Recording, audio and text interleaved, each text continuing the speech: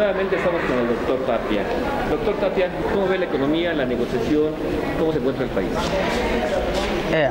Buenas tardes. El país se encuentra en una situación muy complicada, quizá la más complicada en los últimos 40 años.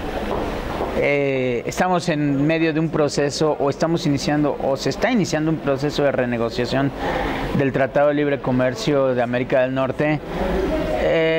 Y esa renegociación pues está condenada al más espantoso de los fracasos para el caso mexicano.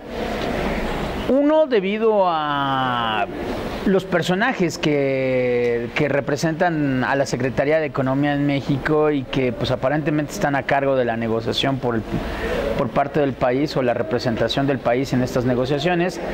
Dos, la posición de los Estados Unidos, que es completamente de ganar-perder. Es decir, los Estados Unidos no plantean ningún beneficio para México de forma directa, no plantean ninguna concesión. Y bueno, pues la autoridad mexicana pues no tiene ni siquiera una actitud propia, ni una posición propia. Es decir, México va completamente de forma reactiva a esta negociación o renegociación, y esperando qué es lo que pida Estados Unidos para reaccionar en consecuencia. Insisto, esto ya de por sí es malo, es decir, si no lleva uno su propia posición, si no sabe realmente qué quiere y solo se va a presentar para ver cómo reacciona ante lo que dicen los Estados Unidos, pues esto ya es malo.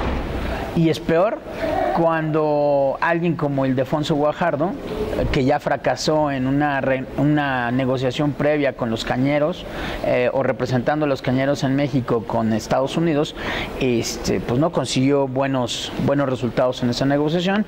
Entonces, pues no se puede ser ni medianamente optimista en este sentido.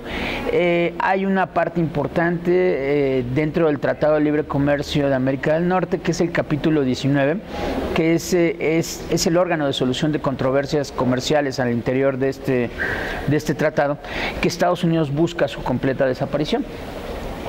Si Estados Unidos logra desaparecer el capítulo 19, como seguramente va a ocurrir, entonces esto significará que ya no habrá ninguna instancia de arbitraje ni de resolución de controversias, y Estados Unidos podrá seguir incumpliendo el texto del tratado cuantas veces quiera hacerlo.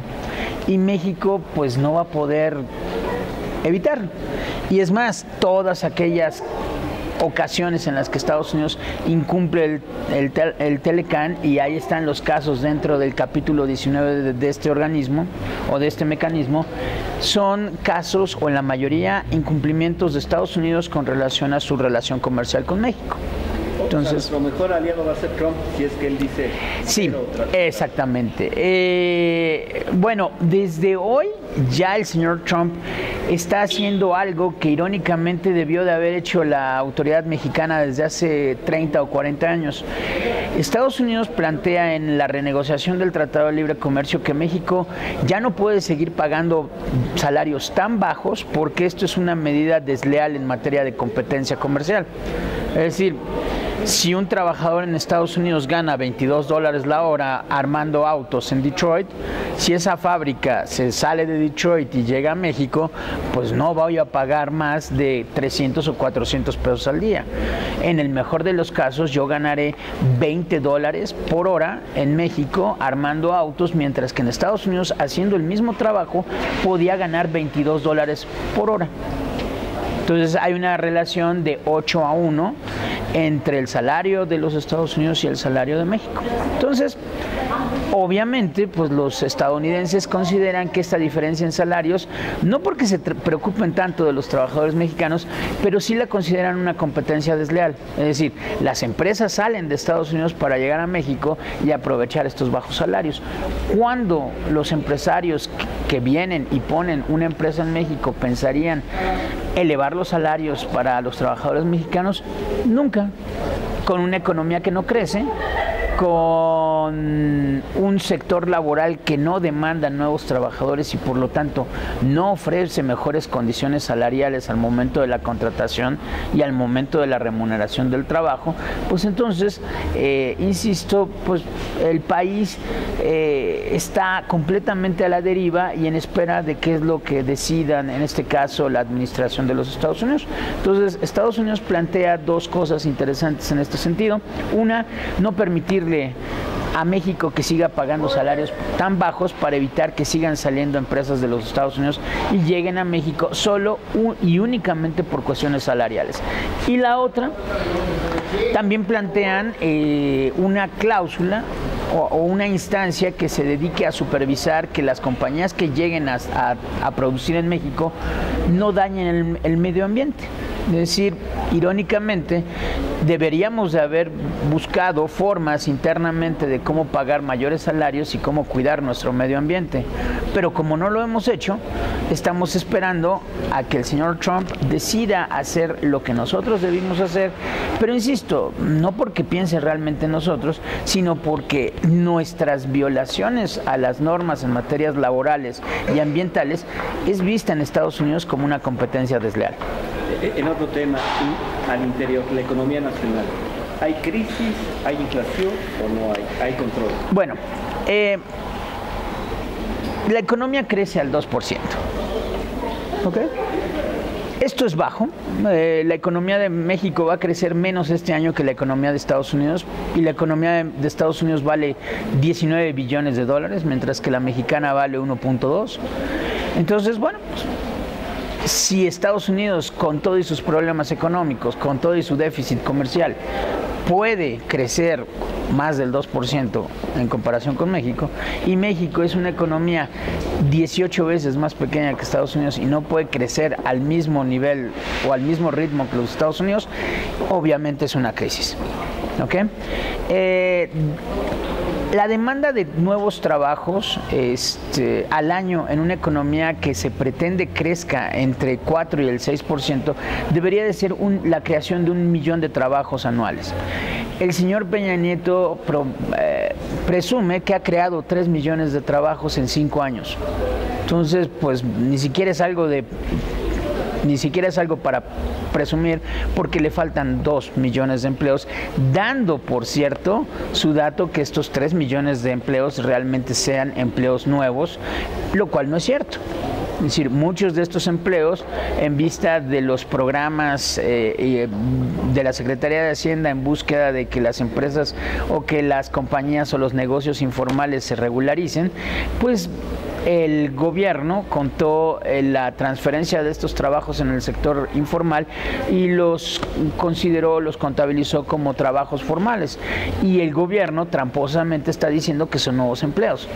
Entonces, esto es tan sencillo como yo trabajo para una persona que tiene su pequeña fábrica, que antes no me daba seguro social, y entonces ahora decide formalizarse, me inscribe en el seguro social y el gobierno cuenta a como un nuevo empleo, cuando en realidad pues, lo único que cambió fue el régimen de contratación. Entonces, definitivamente hay crisis. Otro signo interesante de la crisis pues es la inflación. La economía en México crece a la tercera parte de lo que está creciendo la inflación. Y no hemos contado el aumento de la población. Es decir, México tiene un crecimiento poblacional del 2.4% al año, lo cual quiere decir que pues entre 2.5 y 3 millones de personas cada año se suman a la población de este país. Y entonces, bueno, si mi crecimiento poblacional es mayor que el crecimiento de la economía, pues no estoy creciendo realmente. Esto es tan fácil como yo gano 100 pesos, pero tengo una familia de 2 personas. Me aumentan 2%, entonces gano 102 pesos, pero la inflación está en 6%, entonces las cosas suben 6%. Entonces, si algo costaba 100 pesos, pues ahora cuesta 106 pesos, pero yo solo tengo 102 pesos para comprar ese producto. pero si tengo un hijo, entonces son 3 personas entre las cuales hay que dividir mi ingreso de anteriormente de 102 pesos. Entonces ya no es entre 2, ya es entre 3, y entonces la cantidad disponible de ingreso se reduce. Entonces podemos seguir horas y horas diciendo indicadores que muestran que definitivamente tenemos una crisis económica importante. Justo Pemex acaba de dar a conocer un dato en el sentido de que bajaron de su tope de producción de 2 millones de barriles diarios de petróleo y ahora está en menos de 2, lo cual es el dato más bajo de la historia completa de Pemex, prácticamente desde la expropiación petrolera. Este país produce menos petróleo que nunca antes en su historia, y las exportaciones de petróleo todavía representan el 30 y tantos % de los ingresos del Estado, que bueno, pues saca sus ingresos particularmente de Pemex. Entonces, definitivamente, para todas aquellas instancias, autoridades o personas que piensen que no estamos en medio de una crisis, pues acérquense al casi 60% de los trabajadores mexicanos reconocidos por el Ceneval que viven en pobreza, y vean cuál es el indicador que reconoce este organismo, que es ganar menos de 4,000 pesos mensuales como ingreso. Y bueno, pues entonces díganos, 60% de una población de 12 millones de 120 millones de habitantes, esto nos da más o menos 72 millones de habitantes que viven con menos de 4,000 pesos mensuales.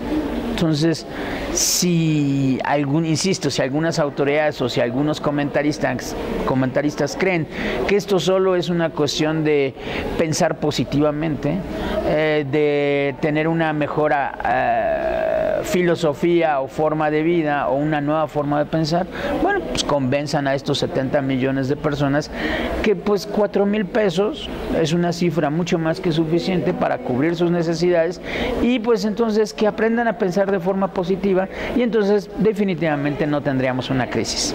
Gracias, doctor.